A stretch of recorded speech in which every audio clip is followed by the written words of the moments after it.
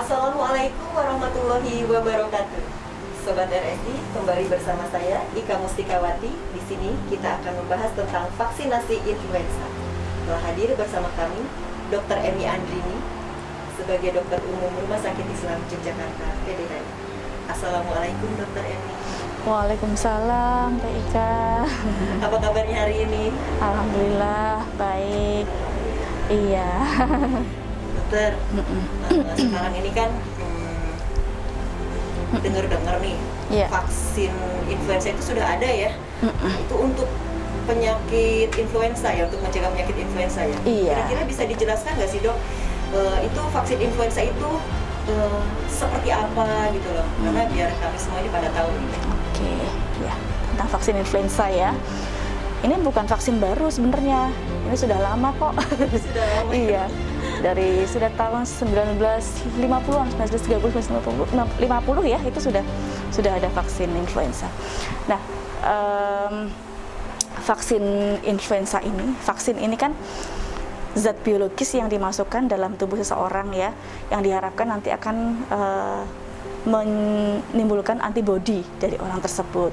Nah, vaksin influenza ini virus influenza yang inaktif ya, yang dimatikan atau dilemahkan, dimasukkan dalam tubuh manusia ya, disuntikan, atau juga ada yang disemprotkan intranasal juga lewat hidung ya. Nah, kemudian harapannya akan membentuk kekebalan seseorang terhadap penyakit influenza. Nah, kekebalan ini karena ketika zat asing itu dimasukkan, tubuh ini kan punya respon ya, respon untuk membentuk antibodi, kemudian membentuk memori juga. Artinya ketika suatu saat nanti akan ada virus influenza yang masuk ke tubuh orang tersebut yang sudah divaksin, tubuhnya udah kenal, kemudian dia udah punya antibodi, sehingga mudah menangkal penyakit influenza itu, melawannya mudah. Iya. Berarti sangat bermanfaat ya dok ya. Ada manfaat lainnya tadi selain membentuk antibodi gitu loh dok, untuk manfaat vaksin influenza sendiri itu bagaimana? Ini membentuk antibodi ya, hati ya. Mungkin sama saya sampaikan juga kalau antibodi ini nggak langsung ya, nggak langsung terbentuk, tapi butuh waktu sekitar 2 minggu.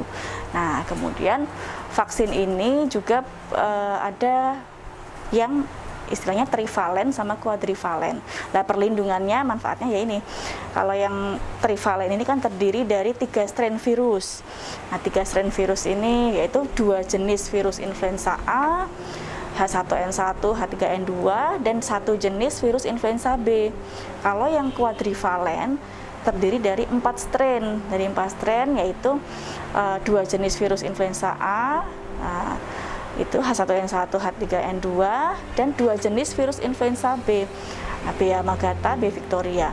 Nah, perlindungannya ya akan melindungi dari 4 strain tersebut. Kalau trivalen ya melindungi dari 3 jenis virus, 3 strain tersebut gitu. Nah, untuk manfaatnya ya kalau ya manfaatnya banyak ya. Kalau yang pertama tentunya mencegah penyakit influenza.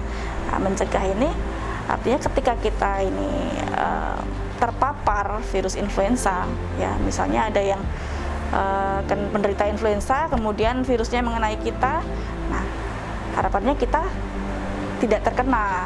Itu yang pertama, kita tidak terkena influenza. Nah, kemudian yang kedua, seandainya kita terkena, bahkan ketika terkenanya itu bahkan strain yang berbeda dari yang tadi ya, itu juga kita kenanya nggak terlalu parah, ringan gitu ya. Bisa saja terkena ya, tetap bisa terkena. Iya, tetap bisa terkena. Untuk efektivitasnya memang jalannya lebih ringan gitu. Iya, tapi lebih ringan. Vaksin ini efektivitasnya memang ya sekitar 90% ya, hampir 90%. Tapi penelitiannya ini pada orang sehat dan di bawah umur 65 tahun. Gitu. Jadi kalau pada orang-orang yang mungkin lansia atau punya penyakit-penyakit penyerta, komorbid, begitu respon imunnya ya lebih rendah dari 90 itu. Kira-kira kira-kira nih kalau kita ingin divaksin itu penjadwalannya itu seperti apa ya dok? Berapa misalnya berapa tahun sekali atau bagaimana itu dok? Penjadwalan vaksin influenza sendiri itu bagaimana? Ya, untuk vaksin influenza tadi ini ya apa namanya? Memang disarankan. Oh ya, tadi selain itu juga untuk anak-anak ya, anak-anak dan juga untuk kan imunnya rendah itu ada anak-anak, ada ibu hamil ya. Nah itu imunnya rendah sehingga kalau kena influenza kan mudah terjadi komplikasi ya. Jadi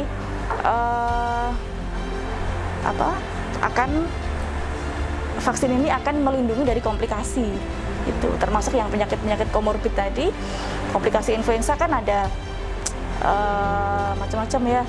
Pada anak itu juga ini ya, juga ada komplikasi yang serius, misalnya pneumonia itu ya, infeksi bakteri, bronkiolitis, telinga keluar cairan, otitis, nah gitu.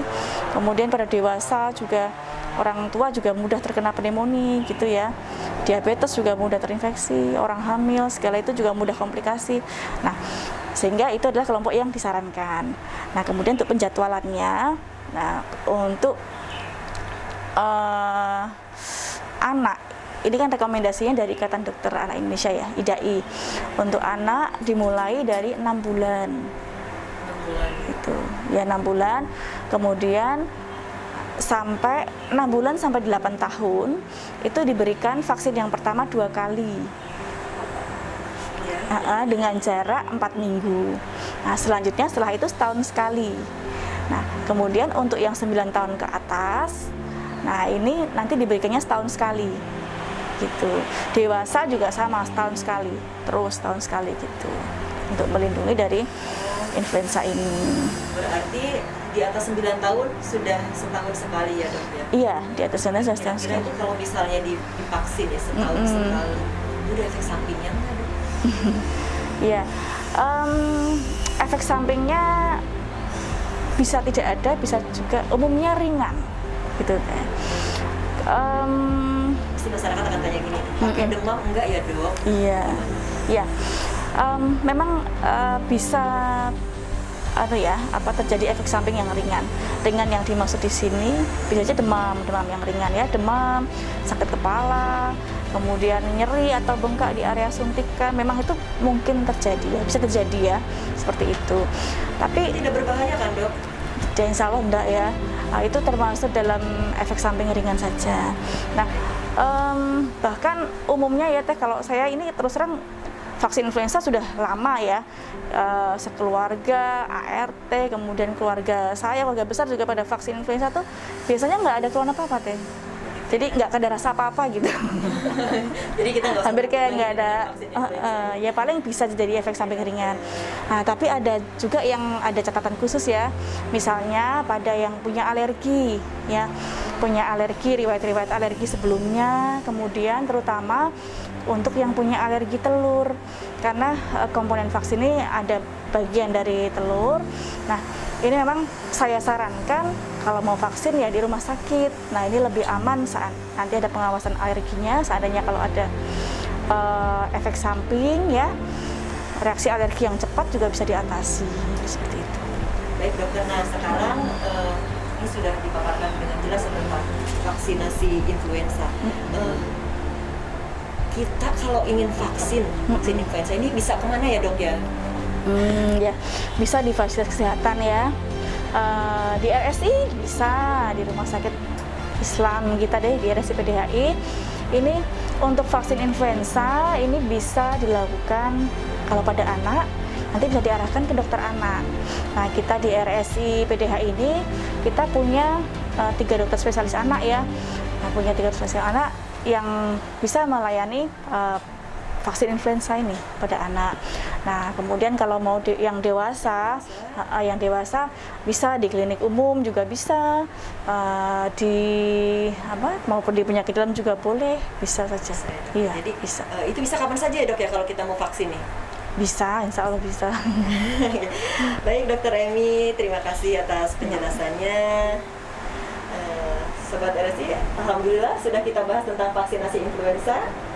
Semoga bermanfaat. Kita akan bertemu lagi di topik-topik yang menarik lainnya.